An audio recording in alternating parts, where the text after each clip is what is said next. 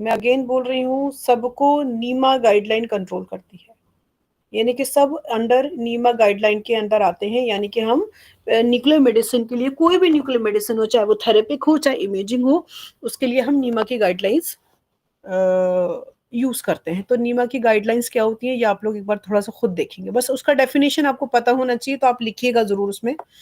तो gamma camera के लिए सबसे पहले आपको गामा कैमरा का स्ट्रक्चर पता होना चाहिए कि उसमें होता क्या है बेसिकली, कि सबसे पहले उसमें कॉलीमीटर्स लगे होते हैं।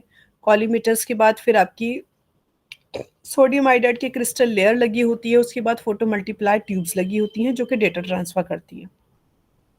तो सबसे पहले क्या देखना होता है, द पॉइंट वेयर, यानी कि position determination, the point where the gamma rays hit that crystals. आप चाहें तो स्क्रीनशॉट्स लेते जाइए, मैं चलो शेयर कर दूंगी इसको।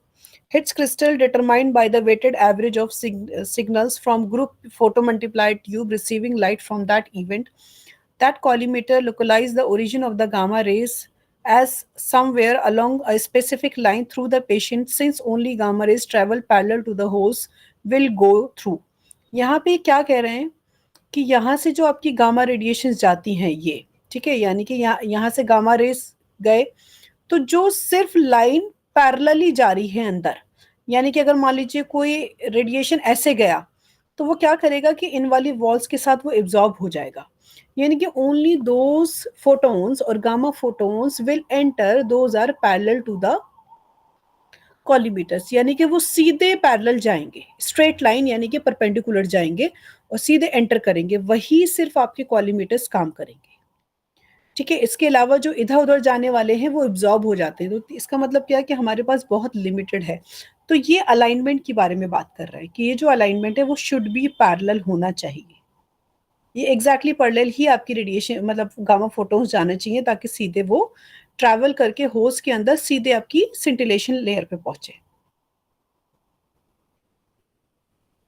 नेक्स्ट है स्पाइशियल रेजोल्यूशन। स्पाइशियल रेजोल्यूशन में क्या है, intrinsic resolution refers to how well the crystal and photomultiply system localize and interaction in the crystal affect by the crystal thickness, gamma rays, energy scattered in the crystal. यानी कि आपकी जो crystal layer है वो भी आपकी energy conversion को या आपके फोटोन्स को इम्पैक्ट करेगी। तो वो आपका स्पाइशियल रेजोल्यूशन बनेगा उससे कि आपकी क्रिस्टल की क्वालिटी क्या है, क्रिस्टल की थिकनेस क्या है। Collimator's resolution refers to how well collimator localize the gamma rays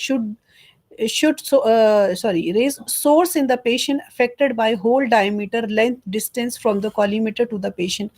That means इसका मतलब क्या है कि यहाँ से ये जो आपके ये कॉलीमीटर्स हैं, इसका डायमीटर, ये गोल होते हैं, हनी कॉम में भी होते हैं, कई तरह के होते हैं, आपने अगर पढ़ा हो तो ये इसके जो डायमीटर है, उसकी थिकनेस है, वॉल की थिकनेस है, वो भी आपकी इस लाइट को यानी कि इस फोटोन कन्वर्जन को इम्पैक्ट डालेगी।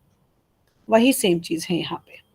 ये इसका फॉर्मूला है, चाहे तो अगर याद रहे तो लिख लीजिएगा, वरना ज़रूरत नहीं है। ये पूरा इसको कॉलीमीटर रेजोल्यूशन का फॉर्मूला है, no need of that.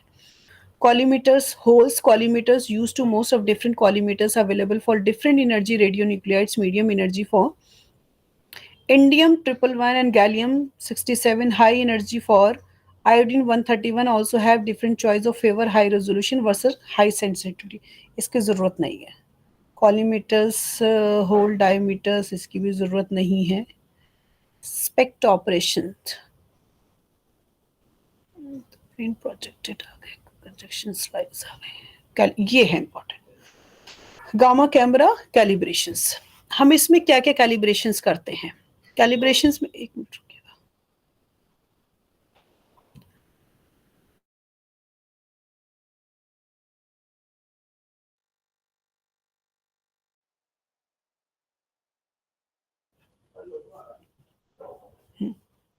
Screen visible है सबको?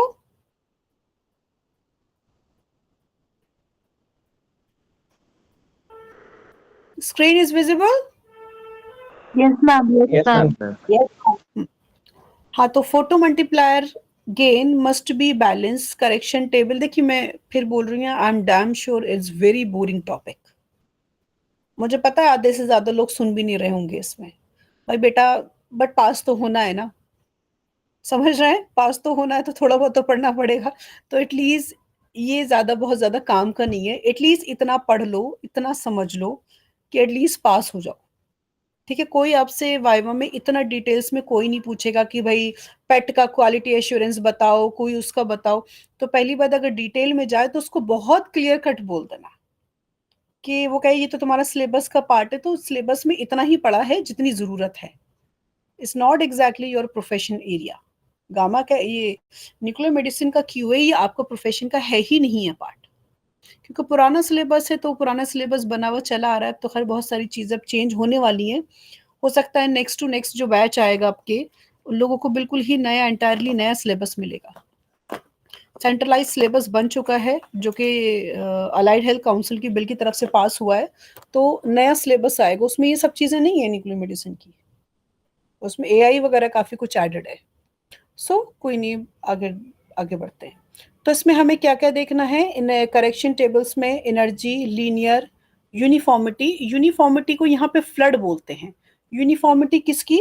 यानी कि जो आपके गामा फोटॉन्स हैं, जो कि गामा फोटॉन्स जब सिग्नल्स में चेंज होते हैं तो वो पॉइंट की फॉर्म में होते हैं। ये देखिए, ये दिख रहा है ना, बारीक बारीक dot dot dot dot type से दिख रहा है, बहुत बारीक बारीक दिख रहा है आपको।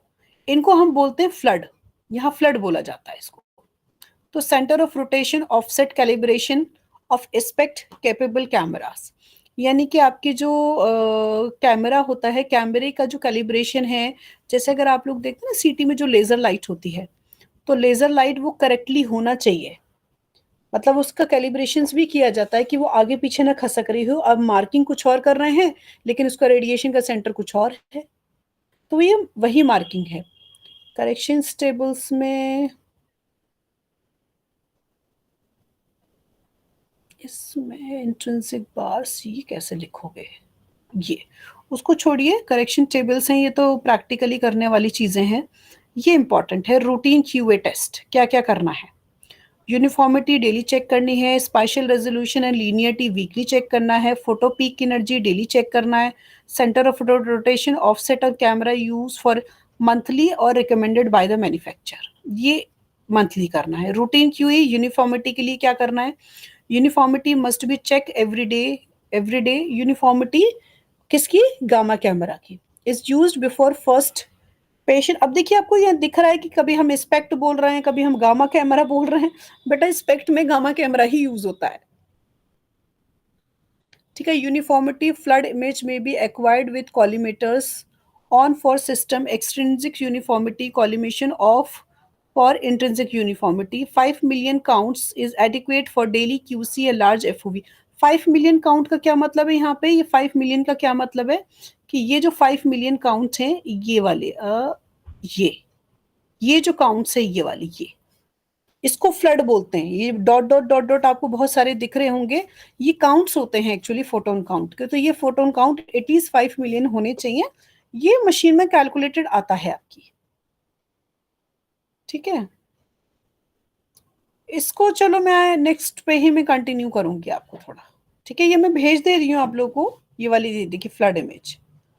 थोड़ा सा एक बार एक काम कीजिएगा, आई एम डैम श्योर अभी आपको ये नहीं समझ में आ रहा होगा।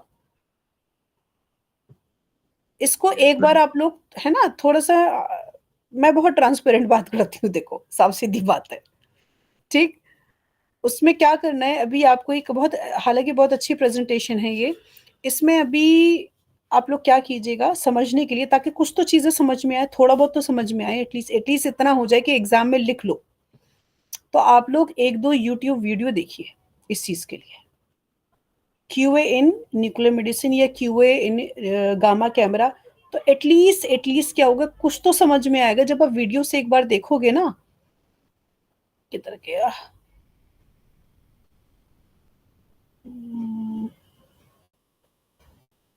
ये रहा, ये मैं भेज ही दे रही हूँ आपको। ये वो दोनों पेपर्स में मैं आप लोगों को शेयर कर दूंगी। मैम वो बुक भी। हाँ बेटा, एक मिनट, तो भूल जाऊंगी फिर मैं। बस अपने काम रहते हैं, चाहते हैं मुझे किचन में घुसना है।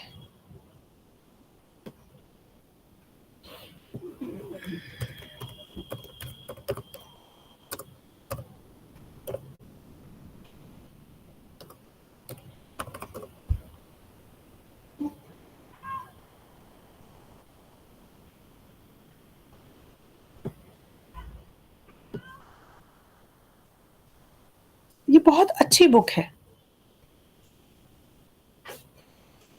ये आप लोग देखिएगा, आपको फिजिक्स से रिलेटेड कोई भी टॉपिक इसमें इतना इजी लैंग्वेज में मिलेगा ना, इतने अच्छे लैंग्वेज में मिलेगा कि आपको पढ़ने में मजा आ जाएगा इससे। मतलब नोट्स वगैरह इसमें सब कुछ प्रिपेयर्ड ही मिलेगा आपको, डायग्राम्स इसमें अच्छे से मिलेंगे। तो ये बुक को जरा एक बार अच्छे से देखिएगा जरूर, कोई भी टॉपिक देखिएगा, सारे टॉपिक्स है इसमें, इवन पेशेंट केयर का भी दिया हुआ है थोड़ा बहुत, रेडिएशन प्रोटेक्शंस भी इसमें है, गाइडलाइंस वगैरह भी इसमें दे रखी है। बहुत अच्छा, बहुत अच्छी बुक है। हम लोग तो ये बुक चलाते हैं पूरा अपने बच्चों को। ठीक है, बाकी कल कल कंटिन्यू करते हैं। कल ऑलमोस्ट आपका ये फाइनल हो जाएगा, कल आप लोगों का सिलेबस फिनिश हो जाएगा। ठीक है, उसके बाद मैं एक क्लास और रखूंगी, वो डाउट की क्लास रखूंगी नेक्स्ट उसके बाद, ताकि जो भी आपके डाउट हैं वो 2-3 दिन के बाद रखेंगे।